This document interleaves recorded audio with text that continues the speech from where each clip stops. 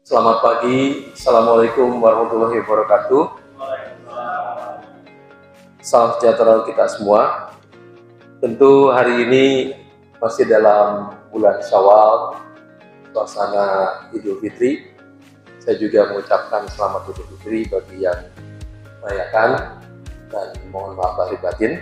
Dalam kesempatan yang baik ini, saya ingin menyampaikan selamat datang di acara IPMI Public Seminar.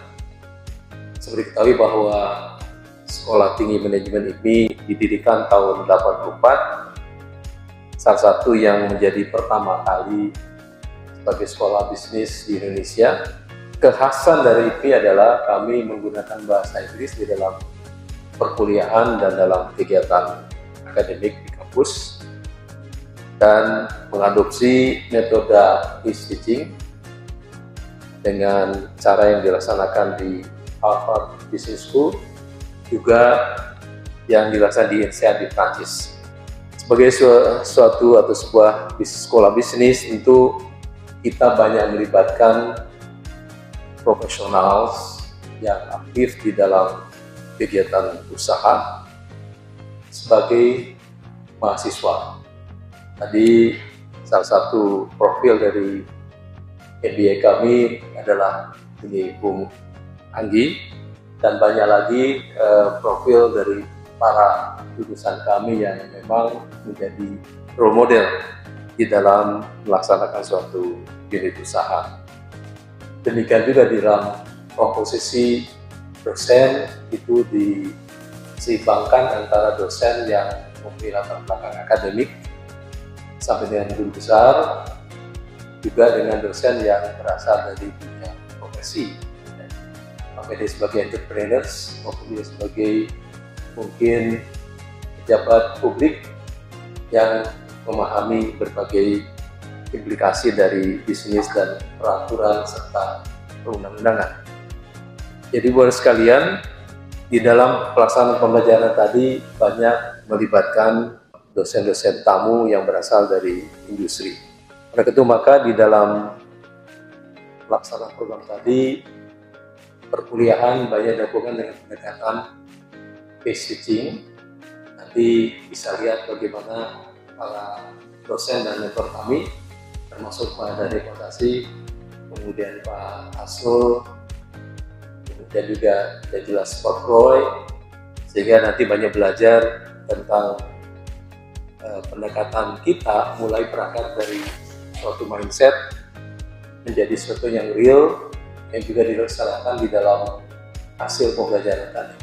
Saya gembira mendengar tadi ada 10 bisnis yang diperagakan oleh mahasiswa BBA kami, itu juga nanti dikunjungi dan didiskusikan dengan Bapak Ibu sekalian sebagai peserta.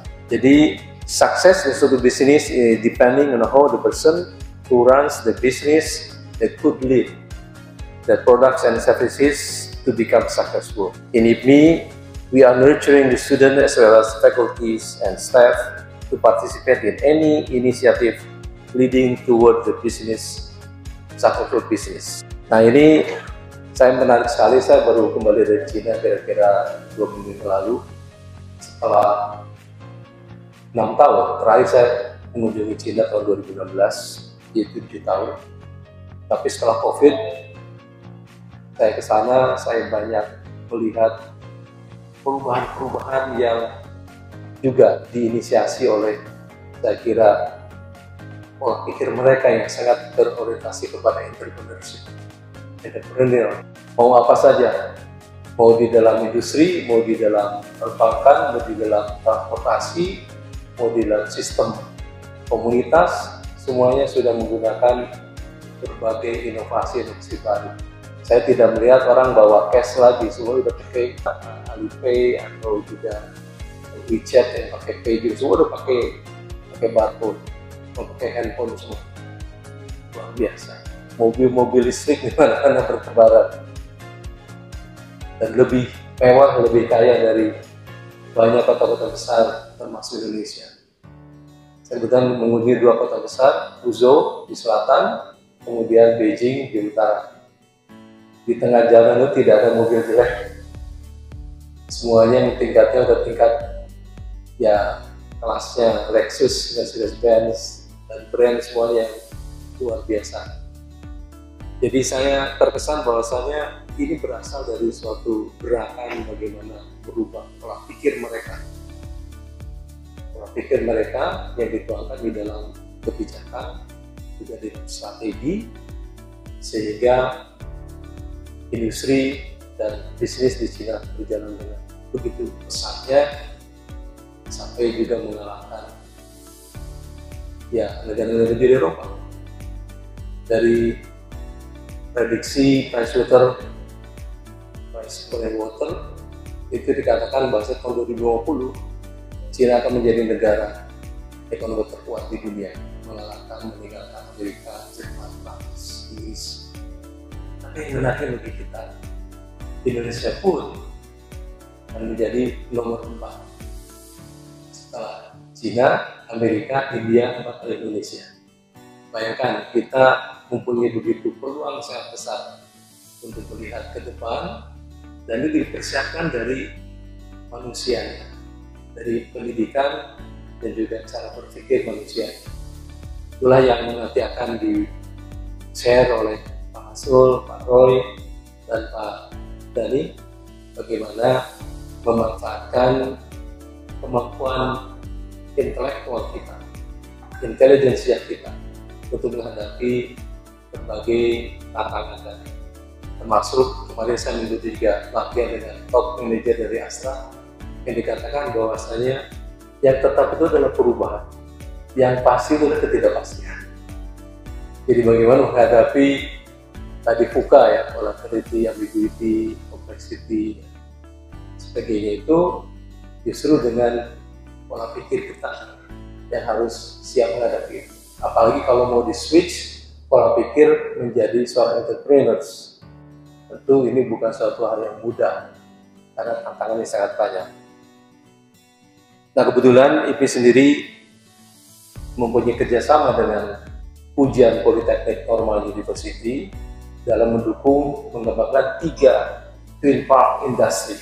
Ada kerjasama antara Indonesia dengan Cina, yaitu ada industrial park yang ada di Batam, di Bintan, itu bagaimana supaya maju menjadi partner atau mitra dengan perusahaan-perusahaan. Saya melihat mungkin industrinya sendiri, saya sangat impress dan ya luar biasa. Hanya satu komoditas saja, itu sidar, ikan belut kalau kita ya. Belut itu banyak diminati oleh Jepang dan sebagainya. Satu hari dia bisa memproduksi dengan nilai sekitar 6 miliar rupiah. Hanya satu produk ikan sidar saja. Bayangkan kalau kita punya 20-30 komunitas yang ada di dalam industri kita untuk daerah pujian itu. Yang menarik lagi bagaimana tadi justru ini diawali dengan bagaimana mengembangkan sidar itu salah satu ikan yang sukar berkembang biak. Jadi bagaimana sebagai mensuplai bahan baku yang terus-menerus konsisten untuk bisa mendukung industri. Jadi pengalaman kami menunjukkan bahasanya semuanya diawali dengan perubahan mindset. Nah, entrepreneurial spirit atau entrepreneurial mindset tadi, tentu ada orang yang mengatakan oh, ini ada gifted, yang bisa datang dari dalam dirinya sendiri karena keluarganya, lingkungannya, dan tekanan yang ada dalam kehidupan yang membuat dia harus menjadi seorang entrepreneur. Tapi juga bisa kita siapkan melalui pelatihan.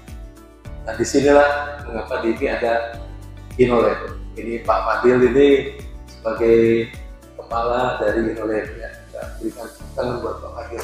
Saya berbicara dengan Pak Fadil juga, untuk saya dulu rektor di Institut Manor Bogor tahun 2000. Tahun sebelumnya saya mendirikan Business Incubators. Ini sekitar berapa puluh tahun, 30 tahun yang lalu ya. Dan itu mulai kita berpikir secara entrepreneurial mindset. Barangkali tadi betul ada kredit juga. Saya lahir di Tasikmalaya. Orang klasik itu bilang tukang kredit kan.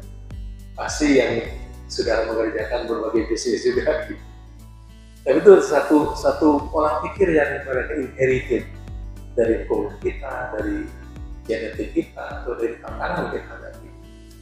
Saya menyambut baik acara ini karena ini merupakan bagian dari pembelajaran, karena InnoLab tadi memberikan servis kepada para mahasiswa, para dosen, juga menghubungkan kemitraan antara dunia usaha, dunia industri dengan university. Dan satu hal lagi yang saya lihat bahwa dari entrepreneurial mindset tadi dikembangkan banyak kreativiti. Nah, di kreativitas tadi itulah contohnya nanti 10 mahasiswa BDI kami atau grup dari mahasiswa BDI kami akan menunjukkan hasil karyanya. Ini dari kreativitas mereka. Tapi tidak cukup. Kreativitas itu harus mengarah kepada suatu nanti invention, satu innovation. Innovation juga lucu tuh kepada dia. Kita harus melewati the valley of the death.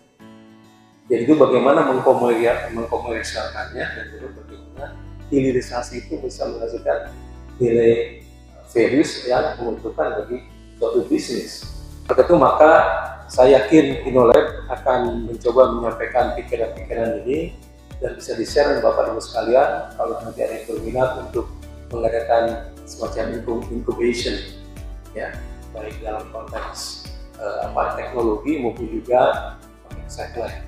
Nah, bicara innovation perlu ditekankan, kita jangan terjebak innovation itu teknologi. Salah satu ya, tapi banyak innovation yang lainnya, termasuk innovation, social innovation, financial innovation, institutional innovation. Begitu bikin koperasi atau bikin working group, itu adalah inovasi-inovasi, ya, menggerakkan komunitas dan kemampuan dari warga kita.